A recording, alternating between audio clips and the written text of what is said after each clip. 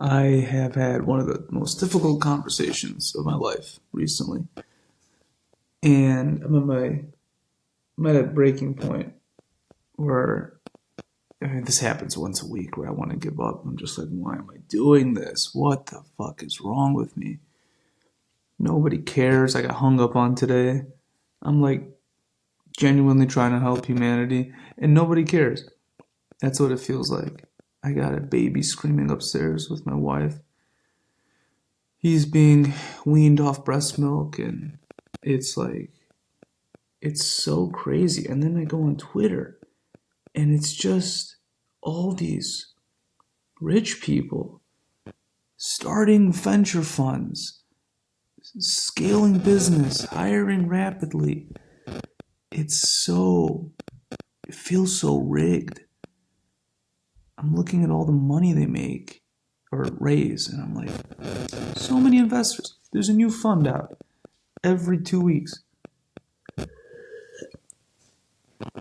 I can't get one meeting. I'm building a new category and explaining yourself to people. They just want to put you in a box that they know is worthwhile. AI, right? And it feels completely almost humiliating. I'm humiliated. Humiliating. I don't know how to say it. It feels degrading to go on X and see all these people with so much capital solving such trivial problems. Some of them are very profitable problems, but they're, enterprise problems. And here I am, and I feel like I have the future of humanity in my hands, and I can't get anyone to listen. It's so maddening. It makes you feel so small and insignificant. There's so much capital being invested in businesses that don't help humanity. It's like, how is there so much money and so little solutions? It doesn't make any sense. It's crazy. I'm going to this conference up in New York, and this has been my problem my whole life. Nobody wants to invest in me.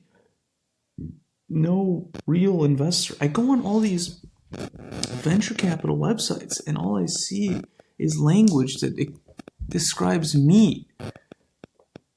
I'm like, dude, how can you not be interested in talking to someone who's an outlier, an outsider, dogged, relentless, visionary, has grit, an inventor, engineer, scientist, going into deep tech, going into... Dude, shut up. Who are all these people messaging me right now, man? I'm going into founder mode. Enter founder mode. And it's like, this is the hardest part about being a founder. I'm raising these 3 kids. I'm watching them full time. Got private school tuitions, and and an unemployableness that must be successful on its own accord. I cannot play a fake game that I know is you have to play these fake games in corporate America. And if you have any sort of attitude or personality, you can't play these games because you make the wrong inflection in one of your comments and you get fired. It's crazy. It's so crazy how well the world is set up to squash human creativity. And all of the meaningful solutions can't get funded. There's so many inventors online that some kid on TikTok invented a way to turn plastic bags into gasoline. Another kid on TikTok invented, a way to move electricity through the air.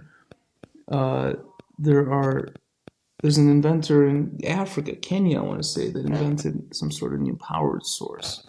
There's on and on and on.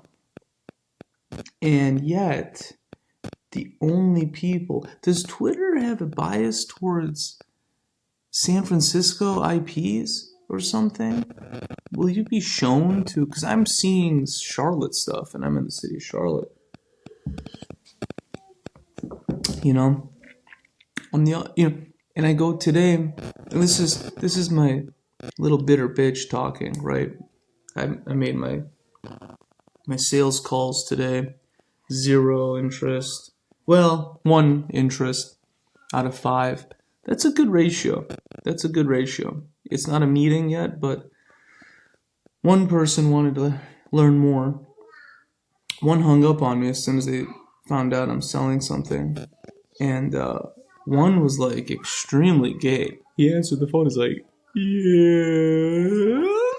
And I'm like, dude, hello, is this so-and-so? Dr. DR, he calls himself DR Fitness, but it's like direct response or something, fitness. And he's like, it is. I'm like, you're making me uncomfortable. And in the end, he said, I don't promote other people's businesses, but can you promote mine? And I'm like, what is wrong with you? You offer weight loss coaching, but you don't sell products? How is that even possible? It's so crazy too, because I have something so legit, and I'm measured against the con artists. I wondered the other night, I'm like, man, brown guys, they either have to be mean or have British accents. They don't, or like thick, like ethnic accents. If they're like, because people can put you in these like buckets, but if you're just if you talk like a white guy but you're a brown guy, it doesn't land, as they say. And I'm like, no, fuck that. I'm gonna be a funny guy. I'm gonna be a funny brown guy. I'm gonna bend this industry towards my will, with my will towards me. I'm not gonna stop. I refuse to quit.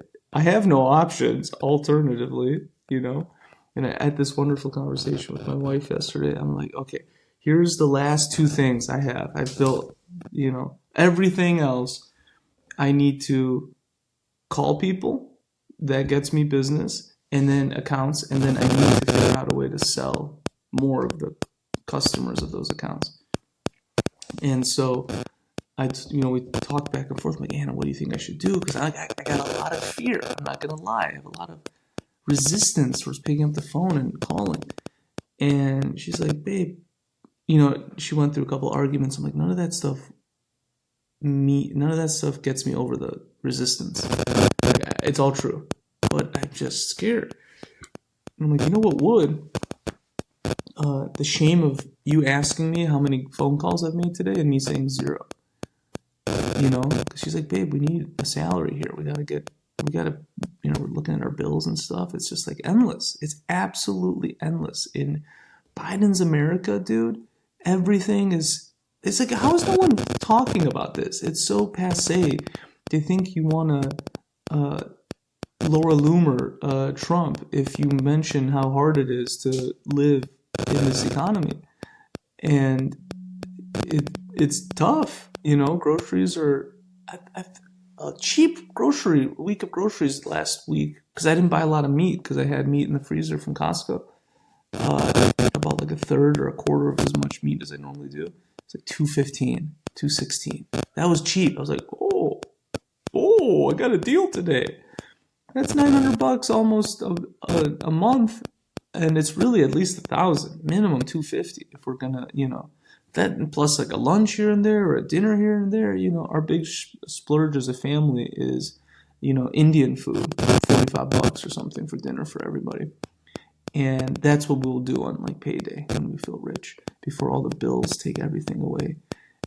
It's so crazy. I look around at these, you know, first generation immigrants with low English proficiency. I complain that I'm not in the middle of Silicon Valley raising $10 million. But I gotta, what about the guy that mows lawns for a living? One of those guys has a design for a new lawnmower that's gonna make John Deere $1 billion, but there's the gap between him and just getting the information into the world, like it becoming commercialized, is deeper than the deepest depths of the ocean. It's untraversable for him, and it's not. Part of it is because he can't fathom it happening, so he doesn't look into it. That piece aside, where do you start? If you know nothing, I was thinking about something I have no idea how to do. It would come to me. It's like, how would I even begin learning that? Starting a VC fund. It's like, I can't even meet my own investors. How am I going to meet LPs, funds of funds? I swear to God, I had this whole daydream today. It was like a couple minutes long. I was in the car. It's like, should I just add MBA and PhD to my name? And if anyone asks, admit, no, it's fake, so people listen to me. Because I'm basically starting a pharmaceutical ingredient company as somebody without an MD, PhD, or MBA. And like, it's so funny. These investors are so dumb. They think you have to have a credential in your name for you to come up with a good idea that would make sense. That's like technical. It's like, they're like, what? You don't? And then in Silicon Valley, they're like, oh, we don't need those credentials. We invest in anybody. Dude, do you know how hard it is to get a meeting with you? Do you know how I would have to abort all 3 kids, divorce my wife, and move to San Francisco so I can meet someone that knows you? As a parent, it's impossible. And I can tweet you and email you, and it doesn't matter. Unless I have tremendous sales velocity, increase month over month of sales, you won't even look at me. And the most annoying part is that with the money, I could get the sales, but without it, I'm just stuck doing it myself. And as is I often get to this place where I'm like, quickly reaccept the facts. I'm not, one of these people. I'm an outsider. I have to make it on my own. I have help from my parents, thank God, but I do not have this network to fundraise off of. And it actually fills me with like a savory quality where I'm like, because I know one day I'll make it. I know one day because I just won't stop. And eventually it'll happen. And it's closer than ever. Hey, every day I'm a day closer. And eventually I'll be unignorable, undeniable. They'll all say how amazing I am, blah, blah, blah. And none of them will even know that I emailed them or DM them, right? Like, because I'll be lost in the stream of all the people that are begging, all the zombies over the wall, clamoring to get into utopia, which is basically where these people live. But they don't actually. San Francisco is a nightmarish hellscape in many ways. Deeply corrupt, overtly influenced, controlled by Russia and China. Let's be real. Can we be real for a minute? Like, does California know? Does the average Californian citizen understand that they are completely owned, spiritually owned by Russia and China? Like, Russia used to own that territory and sold it to America. China is right there, and so is Russia, the eastern border of Russia. And you look at all the communism occurring in America, it's all on our west coast, the closest to Russia and China, right? You could, like, it's the closest place to it's the closest to Russia and China geographically. It's also the furthest away from Washington geographically, um, and it has the most liberal politics. So it's like prime spot in and of itself. And then you have these liberals that are just so retarded. They're so spiritually retarded. They have no idea the evil that is puppeteering their whole lives. I mean, these, tech people are walking to their AI jobs, stepping over dead homeless bodies, shitting themselves as they OD on fentanyl from China. You know, the politics in California, mark my words, mark me, are directly influenced by Russia and China. The politicians there, upstairs, honey, putting the baby to bed. It does because look at the politics. It's so pervasively communist, totalitarian. Where are these people getting the money to run for office? How are they getting, the spy networks in California and Hollywood must be off the charts. I mean, no offense, but every San Francisco startup, the bigger, the more so, is full of Chinese uh, citizens, nationals, I guess you would call it. I don't know. They're all nodes in the Chinese intelligence network. I hate to tell you that. It's very hard to fathom, but it is so prevalent, the influence on the West Coast. And I'm just like, no wonder and they have they've tied up and think about this, man. Think about this. China releases COVID. Its GDP is the only one that grows that year. It takes over major construction contracts all over the world because of it. During the lockdowns, it influences and owns the WF, funds, controls it. The head of the WF, or who was it? Wouldn't even say Taiwan, let alone Taiwan's its own country. It's right there. COVID happens. What happens in California? The most draconian lockdowns. You're watching this stuff. You're like, how are these people so retarded? The size of a man, nobody can read a scientific paper. I was the first to tell my family this is going to be a serious illness. And then, because the case fatality rate was like 1 to 2%. And I was like, guys, that's like 75 to 150 million people or something globally. That will shut down society until we clean up the mess, quite literally. When it came out as like 0.1 to 0.01, I was like, oh, okay, I breathed this huge sigh of relief. I'm like, okay, this will be bad, but it won't be catastrophic or it won't be apocalyptic. You know what I mean? And then I'm like, hey, how come no one else has noticed the updated statistics from this journal? And then I would tell my family, and now that the NBA and NFL and NBC News told them to freak out, they were all freaking out. They didn't listen to me, of course. Years later, I told them, I was the first to tell you about COVID. Like, oh, Arash, come on. And I Google, look at my email. I'm like, I told you in such and such date, first week of March, early. I was estranged with my family back then. Early January, I was concerned about it. February, I started telling people. And they still don't believe me or remember. This is my whole life.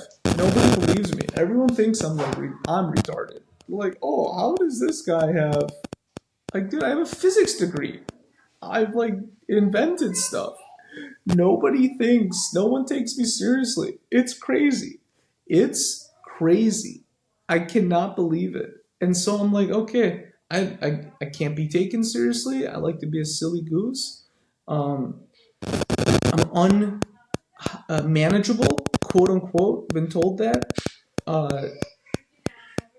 are we gonna do? This is who I am. I have to make it on my own terms because I do not fit into the economy as an employee. Oh, you can hear my baby screaming like he didn't get cheese in the right dimensions or something. It's like, it's absolutely nothing. I took the casing, I took the chips out of the bag and handed it to him instead of giving him the whole bag of chips. These are the things that are causing him absolute chaos right now. And so, what happened when the virus got released? Social media went crazy. There were videos that turned out to be fake. There was a discourse on Twitter back then, not X.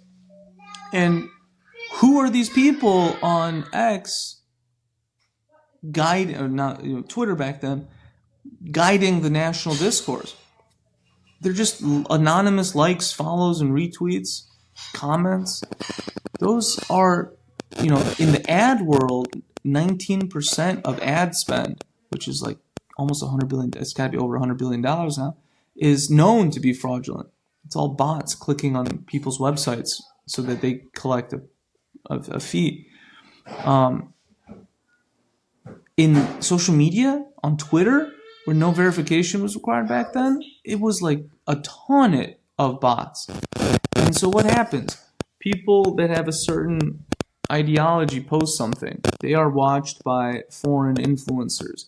When that that influencer posts, and it's a message they want to broadcast, they send their bots to like, save, share, retweet, and then comment. The most sophisticated bots will go comment.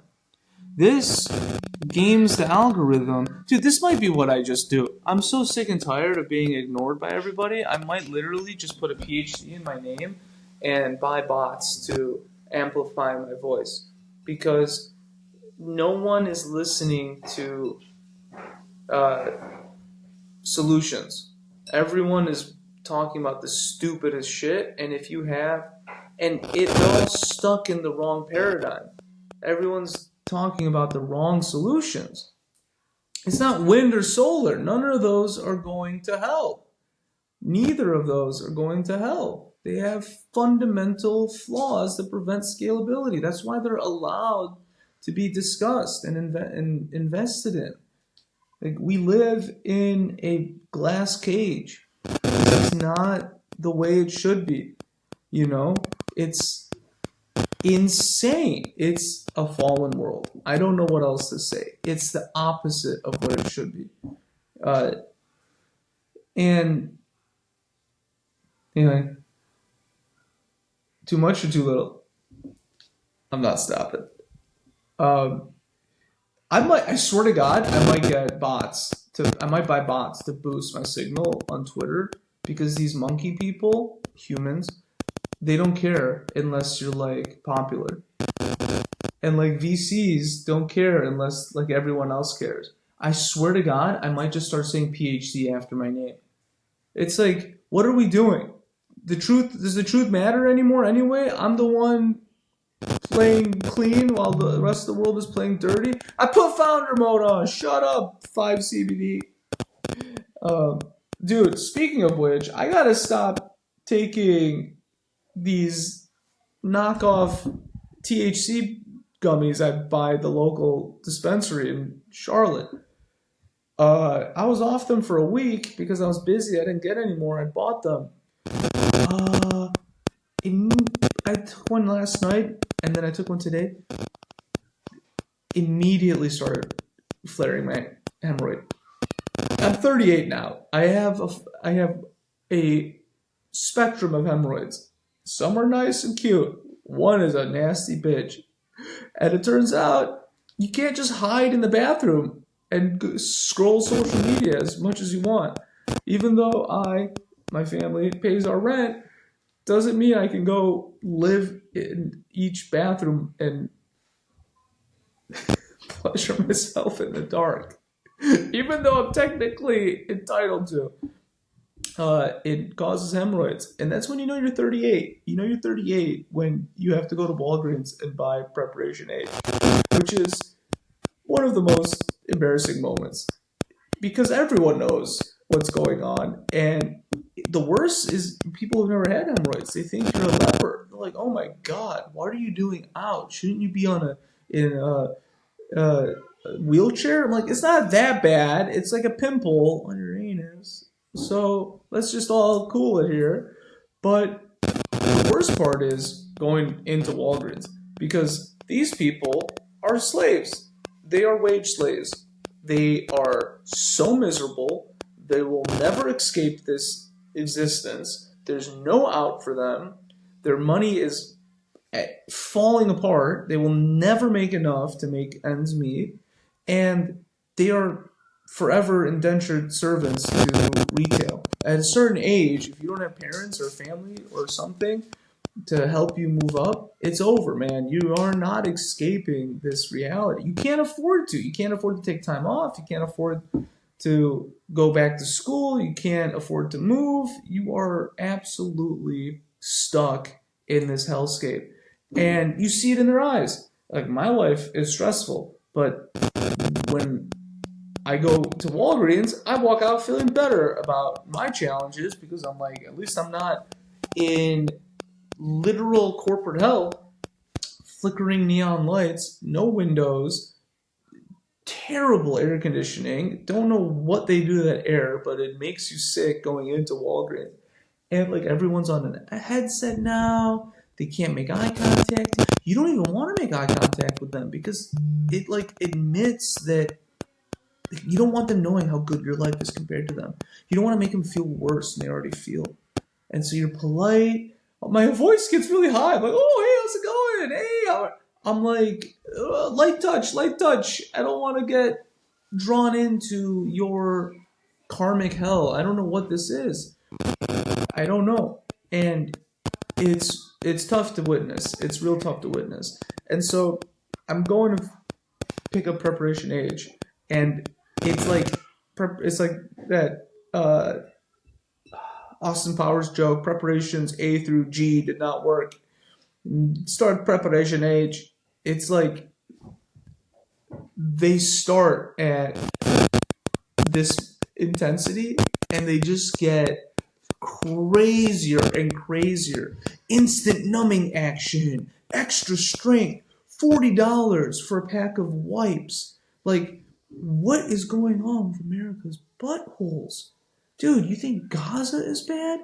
Go look at the hemorrhoid creams at Walgreens and you get a sense that this nation's assholes is a war zone. Like, I cannot imagine what is happening. We're falling apart. We're absolutely crumbling. Physically falling apart. If you don't want to crumble, go to pointbotanicals.com. Get sulforaphane. It will do what you did it to do. All right? It is the world's most exciting anti-inflammatory, 100% natural. It's the reason broccoli is healthy, and it'll activate your NRF2 pathways. Bye. We need a little help. What do you need help with? Hello.